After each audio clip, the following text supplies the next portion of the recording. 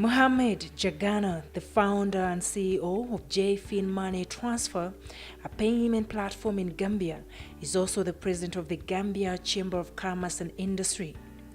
Before founding his own company, the chartered accountant with over 10 years of experience in financial services was involved in several startups in Africa, many of which died a natural death. I started working for my family business that is involved in trading and importation of commodities when I came back home from studies. Then there was a particular period in the Gambia that foreign exchange was very difficult to have.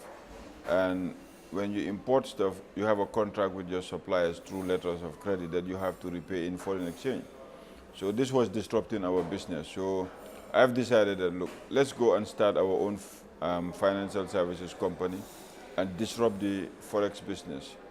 This was done so that we can accommodate our own foreign exchange needs.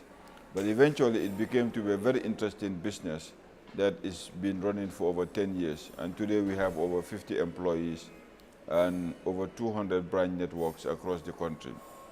Then during that time, one of my business partners, Draman Toure, came back home to the Gambia and wanted to start a business. So he wanted to hire me as a consultant. I said, no, a consultant, you pay them the money. So after a meal discussing what he wants to do in terms of technology, I asked him that, what you're going to pay me as a consultant, give it to me in shares and equity. So that's how I became involved with Pristine Consulting. And Pristine is involved in biometric and technology. We developed the first national biometric identification and management system for a West African country in the Gambia.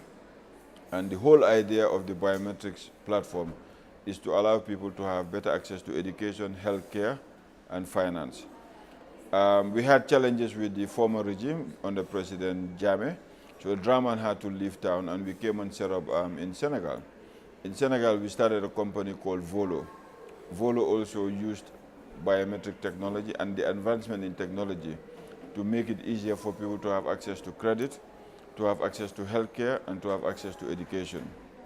Volo, with our partners Credit Info, managed to win a bid, which was being done by the BCAO, to provide the first credit bureau in West Africa. In fact, it's unique in its sense because it's multi-border credit bureau. It covers the French-speaking union.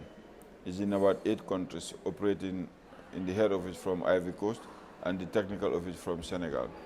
Then we realized that in Africa, the biggest challenge we have is identification. Today, if an insurance company wants to provide you a small, medium-sized business health insurance, how do they minimize their risk that their insurance coverage would not be abused by similarities of name? So that's where the Volo platform came in to provide biometric solutions so that people can be identified at very low cost and used to deliver business services so that people can have better access to healthcare, better access to education, better access to credit. In terms of education, how do you know that somebody went to a particular university? What skills did they get? Because today, with advanced photocopiers, you can create your own certificate. And it's difficult for somebody coming from one country to another country, for an employer to identify which kind of skill sets they learn. So that's what we've been doing over the past 10 years across West Africa. For a returnee coming back to his country, Mohamed, just like any other entrepreneur in a new market, faced more hardships in starting out the business. He explains how he managed to move the business to a success it is now amidst all of these challenges. Well, first, when we started, people thought that it's not going to happen. They're like, this is Africa, this is the normal way. But I always believe that if you want to reach a destination, you have to control the agenda. And the agenda has to be the one that you drive, or you're part of the people that drive the agenda. If not, you'll be in the same situation as the rest of the people. We have seen what Dangote has done with industries across West Africa in sugar and cement. He basically decided to control the agenda. And the challenges we had, some of the government officials would tell us, no, this cannot happen. And they gave us a lot of reasons and barriers to it happen. So we said, okay, no problem. For example, in Gambia, we decided to pre-finance the national ID card technology platform and told government that we'll pre-finance the entire Gambia's platform. And our revenue model will be revenue sharing. It's a little bit risky because when we had problems with the dictator, we had problems to get hold of our money.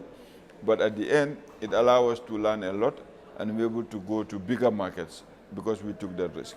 As the AU and the AfroChampions initiative continue to push the intra-Africa trade agenda, Mr. JAGANA explains his experience in cross-border businesses and partnerships. The challenges are there, but to me, every challenge is an opportunity. And it's also very expensive because of bureaucracy and administrative work that governments put in place. So these are things that we, as entrepreneurs, need to lobby our policymakers, need to lobby our governments. So that's why we have to be very close to the politicians and say, hey, when we invest, we create jobs. We increase your tax base. We create local content by training skilled workers. So you need to make the barriers much simpler. For example, you go to certain countries, you see women who are one of the biggest medium-sized business operators. You go to some of these land borders, they spend their days just trying to move their goods from one country to another. And it's costing them a lot of money. So these are businesses that these are challenges that big businesses do not face, but small, medium-sized businesses that employ millions of people across Africa face. And it's something that we need to look at and see how do we solve that. For that one incident that almost broke the business and how he bounced back, he reiterates. Every day you have incidences that try to block you. So you have to figure out, do I go through the incident or do I go around the incident? For example, as I mentioned earlier, when President Jammeh decided to confiscate our business, that was November 2011. We had to basically smuggle our managing director to leave town because he was going to be arrested and put in prison. So he had to basically run out of the country. And in the morning when we woke up, he was declared wanted by the government in the national newspapers. So the challenge we had that morning was like, we still operated the business as usual, but the banks went and closed down all our operations in terms of cash flow. So we had to deal with the political issue, at the same time deal with the business issue. So I went to the banks and said, hey, look at it, this is the thing. Government is not stopping this project. They cannot stop it right now. So what we need is we need a breathing space. So we need to go back to the drawing board, restructure our entire loan facility and services agreement, which was very good. The banks listened to us, and in the end, it became a win-win situation. Although politically, it cost us a lot of money, but at least we were able to continue the business successfully. For the financial entrepreneur, business people have to be involved in politics in order to influence some of the policies. This is one of the values he lives by every day. Well, this is my view with that. You have to drive the agenda and be part of the agenda. Today, every factory you want to build, every new business you want to start, every road you're going to run your business through, every town or city, the planning, the permission is decided by politicians. If we in the business community decide that we do not want to be part of the political agenda, then we have a big challenge because they make the policies, they draft the legislations, they pass the laws, they enact them. So for us to sit down and say, I am a businessman, I'm an entrepreneur, I'm not going to get involved in the political agenda, it's a big mistake. And I would urge every African entrepreneur to consider that and make sure that you're part of the agenda driving it. Today, if my government starts discussing about the continental free trade, I would want to be part of the people that would discuss what the advantages are going to be for Gambia. Because we have a very small political population, but the economic population is huge in terms of what we can do if we have a stronger union within Africa. I look up to Aliko Dangote because I think for somebody to come out of Nigeria, we're a country that has been really mad with corruption and so much bad news, for him to be able to do what he's doing in Africa, I think really he's one of the people that I really look up to in terms of African entrepreneurs. He's done very well. So are other people like Tony Emeledu.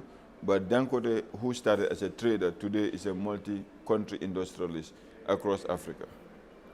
With the continent expected to have the largest young population in the world in the next 10 years, what message could they draw from Mohamed's experiences? Here's what he says to the young people. let me give them a scenario. I mean, I was listening to the governor of Kaduna. He said, Miss Universe is not the most beautiful woman in the world. It's the woman who had the guts to put his face out there. Today, the most successful entrepreneur might not be the most successful, but it's the guy who had the guts to go up and put his or her trade out there. So what I'm telling young people, capital is a challenge, but you need to be creative. How can you be creative? You can ask your partners, your friends or family, and sell them your business idea. For example, Facebook did not start with big funding. It was started with small money. Mark Zuckerberg got money from his family and friends to finance him, but he was able to sell the idea. The other challenge we have in Africa, people like to hold on to things and say mine, mine, mine. But it could be ours and bigger.